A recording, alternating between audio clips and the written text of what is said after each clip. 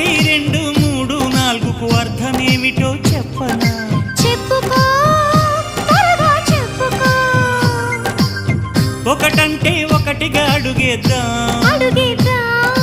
రెండంటే రెండు గుండెలను ముడిపెడదాం, మూడంటే మూడు ముళ్ళేసి ఆ తర్వాత నాలుగు కాలాల పాటు కలిసుందా.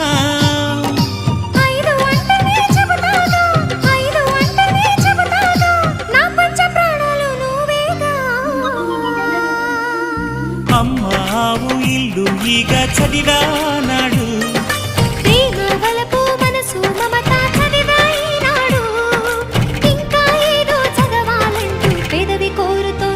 భలేగా కొత్త చదువు చదువు, ఇలా నా ముద్దు కవిత చదువు, చెలి మురిపాల కథలు చదువు.